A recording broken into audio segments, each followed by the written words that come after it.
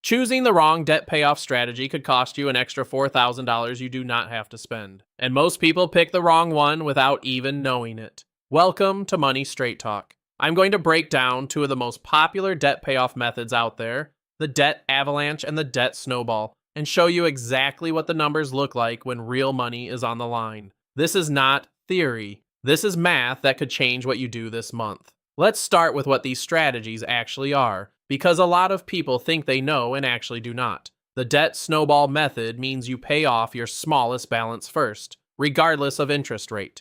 You make minimum payments on everything else, attack the smallest debt with every extra dollar you have, and when that one is gone, you roll that payment into the next smallest. Dave Ramsey made this famous. Millions of people use it. It feels good because you get quick wins. That credit card with $800 on it, gone in a few months. You feel momentum. You feel like you are winning, and psychologically, you kind of are. The debt avalanche is different. Instead of targeting the smallest balance, you target the highest interest rate first. Same idea. Minimum payments on everything else, all your extra firepower aimed at the debt costing you the most money every single month. It might be a credit card at 24%. It might be a personal loan at 19%. Whatever is draining the most from your wallet in interest charges, that is the target. You kill that one first, then move to the next highest rate, and so on down the line. Less emotionally satisfying, at least at the start. But the math is ruthless in its favor.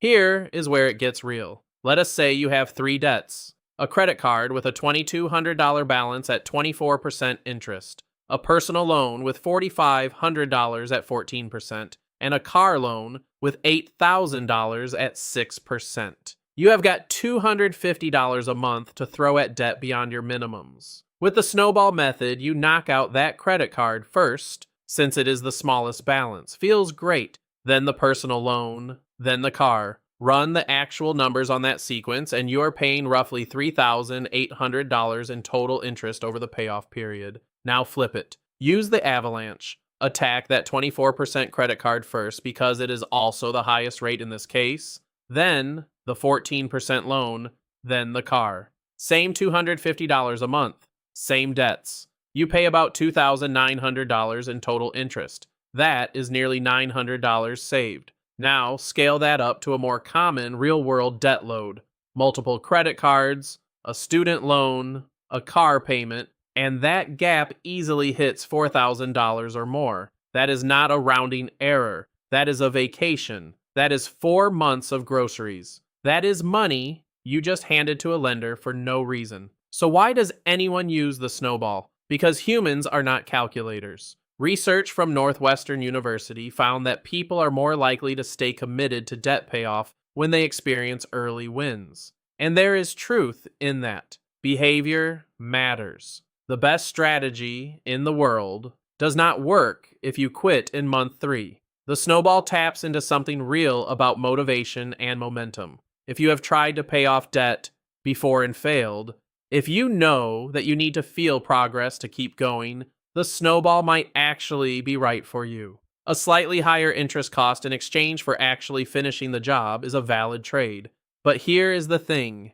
You need to make that choice consciously, not accidentally, not because you did not know there was a difference. Now let us talk about a scenario where the snowball and the avalanche produce nearly the same result, because this happens more than people realize. If your highest interest rate debt also happens to be your smallest balance, congratulations. Both methods point you at the same target. You get the psychological win and the mathematical win at the same time. This is actually pretty common with credit cards. People often have one small card they barely use that still carries a 20+% rate. In that case, the strategy debate is irrelevant. Start there. You win either way. The smarter move is to look at your debts and check whether your highest rate and smallest balance overlap before you even pick a method. Sometimes the choice is already made for you. Here is the part most people skip entirely, and it might be the most important point in this whole video. Neither the snowball nor the avalanche works if you keep adding to your debt while paying it down. This sounds obvious. It is not obvious in practice. The average American household carries over $6,000 in credit card debt. And studies show that a significant percentage of people actively paying down cards are also still using them regularly. You are filling a bucket with a hole in it. Before you commit to either strategy, you need to stop the bleeding. That means either freezing the card, literally, or building a small emergency fund first, so you are not forced back onto the card every time an unexpected expense hits. Even $1,000 set aside changes your behavior. It breaks the cycle. Most financial experts suggest keeping a starter emergency fund of $1,000 to $1,500 before aggressively paying down debt, and the data backs that up. People who do this are far less likely to reload their credit cards during payoff.